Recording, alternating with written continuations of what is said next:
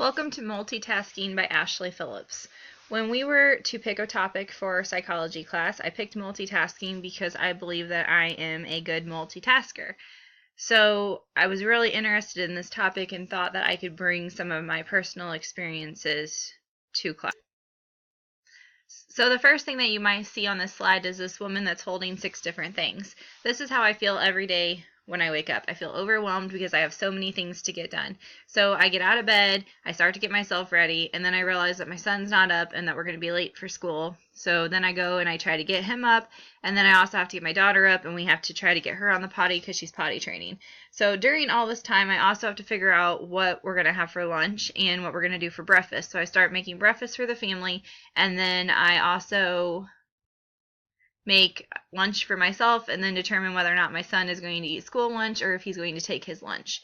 Then about that time, I get a text message from my boss, and it'll be like a motivational text message reminding us about how positive that we should be at school because students don't have this positivity at home. I mean, some students don't have that. So he just reminds us every day, what the expectations are, which is nice. But sometimes when I'm walking out the door at 7:30, I'm already overwhelmed, and then I get to school, and I have other things that have to be done as well. Then you come home from school, and it starts all over. You have baths, you have homework, you have laundry maybe that you didn't get done, tons of things, and I know I'm not the only one. There's tons of us that, are multitaskers, and we feel like overwhelmed. And I know that there's many days that I feel like if I was not a multitasker, that I don't know how I would get everything done in my life. So the question that I'm going to challenge you after researching on multitasking is, does it actually slow us down? So on this slide, you can see that I put on here, does multitasking actually help us? So before I move on, just take a second and think about that. Think about your lives and think if it's really helping you.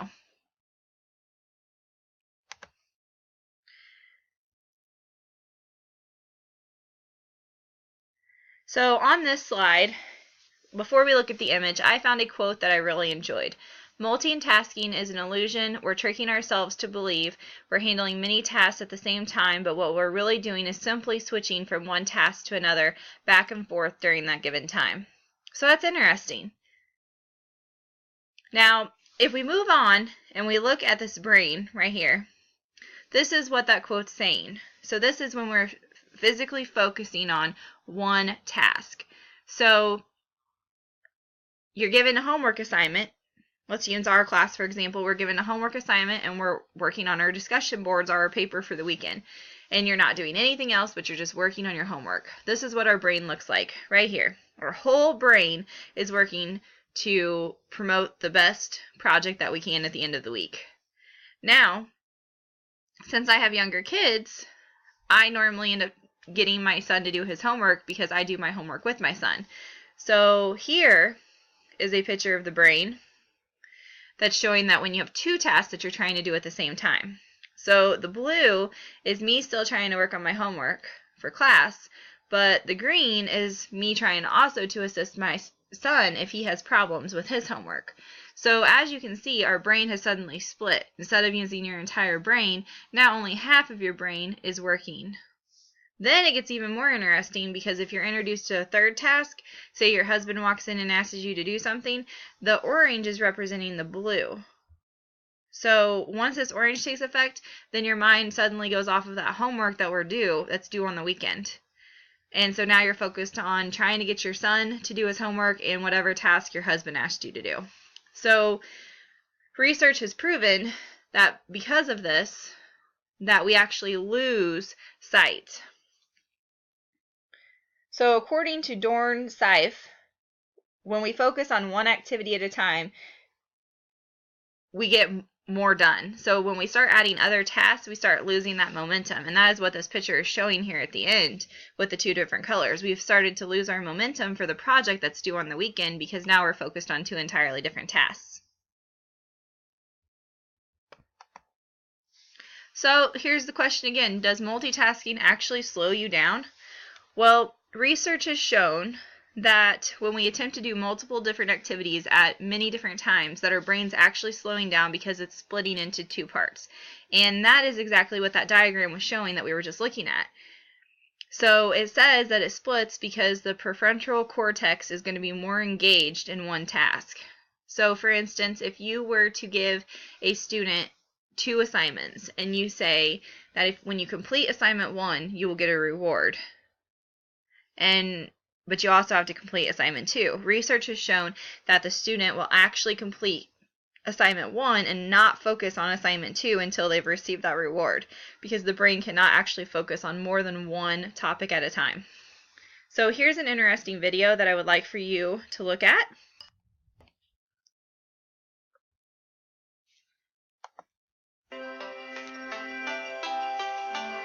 Turns out that multitasking is a myth.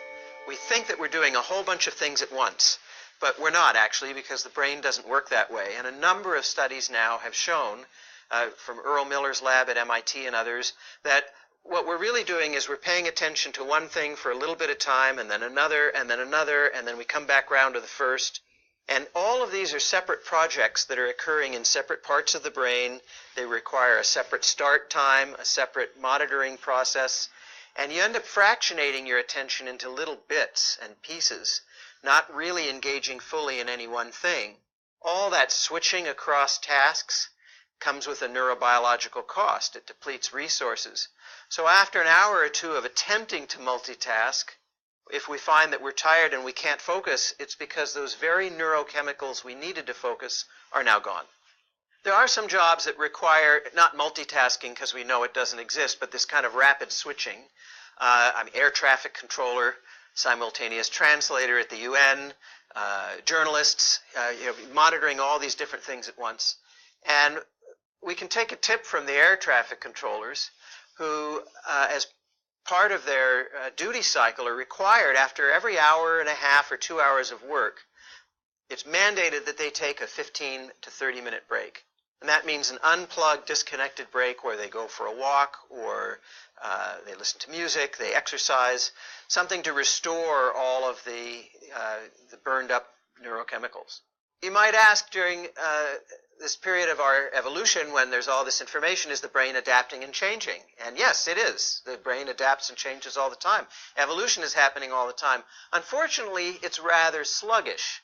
We talk about it in terms of evolutionary lag, and generally speaking, it takes about 20,000 years for the brain to catch up with the way the environment is, and in terms of how it's encoded in the genome. So 20,000 years from now, our brains may have evolved to deal with it. In the meantime, we have to employ strategies, just a little bit more self-discipline than we currently use, to filter out unwanted or unnecessary input.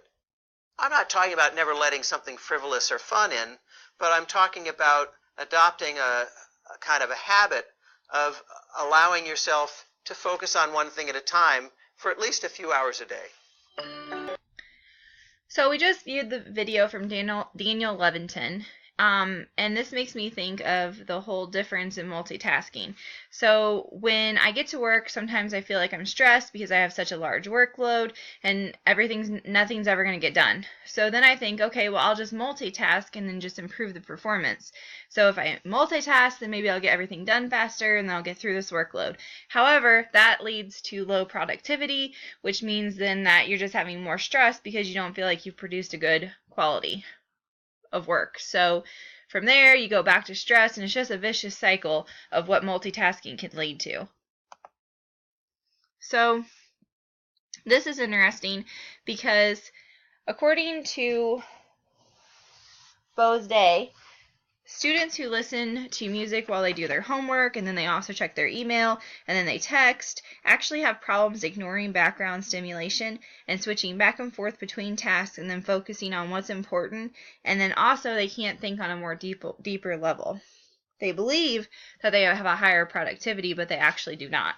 So when we look at this chart, back in 1999, it looks like the people that think that they are multitaskers was 16%. So that means they only spent 7 hours and 29 minutes multitasking between the TV, your phone, and things like that. What's astonishing here is that it jumped 10% to 2004. So we're up to 26%, and then in 2009 we've moved on to 29%. It says here that because of all the technology in our world, and we have to take this into consideration when we're working in the class, because students sneak their smartphones in now, that people that own a smartphone spend 30 more minutes actually checking it each day. So that's 30 more minutes that they could be learning if we were paying attention to what they're doing. And then it also says that in 2008 that people were able to get 3 times the amount of more information off of these smartphones. And then lastly, if we allow them to check their email and to text instead of paying attention in class, they will do it 37 times in an hour. I can't imagine checking that because I'm teaching, but if you were working in an office or you were a student and you weren't really paying attention to your lecture, think it's possible you could do this 37 times. They believe they're multitasking, but they're actually not thinking at that higher level that we need them to get to. And then here's some more consequences for multitasking. It says that stress, which we've already talked about, and it actually makes the creative ability in their mind go down. And then they're less likely to be able to problem solve a solution, and they actually slow down their thinking process. So it's interesting because multitasking, everyone thinks that you're actually speeding up the process, but in reality, it's actually lower. And then these were some just different pictures of the brain. This first one is showing that if you take a true or false question and then they ask you about the different questions, this is how your brain looks when they've split it. The middle one is if you look at an object and then they rotate it and they ask you about the object. You can see the difference. And then this is if you do both objects. So we already talked about how the brain splits. And then lastly, I want to talk about chunking and how we can implement this. The video already talked about it a little bit, but the main thing is that you have to focus on one topic. We have to quit topic jumping, and we have to stay on that topic for at least 20 minutes. And this will provide us to be able to provide more efficient work and more productivity. And then the video talked about your breaks. So you should be doing this for 20 minutes and then you take a 5-minute break. Then you go back to work for 20 minutes and then another 5-minute break. You do this through 3 cycles and then you would get up and take a more substantial break like you're walking away from the situation. The hard part here is that we have to make sure that we're only focusing on one topic and we're not switching back and forth between screens, emails, texts, and we're giving our undivided attention for a full 20 minutes. Okay, so this is a picture that I just really liked. As you can see right here, it's saying that this is your brain that's on one task. And it's 100%, it's a happy brain. Now this side is when we're doing a whole bunch of different tasks and we've drained our brain and we're having trouble concentrating. So this is us after a while of multitasking. So our brain's not happy. So think about that with the students in our class. If we ask them to do more than one thing at a time, this is really what their brain is, and this is what we want them to get. We want them to have a happy brain and to give us the best to their abilities. So have I convinced you? Are you still a multitasker? Because I think after all the research, I think I'm going to try the 20 minutes on and the 5 minutes off. Hope you enjoyed my presentation. Have a good day.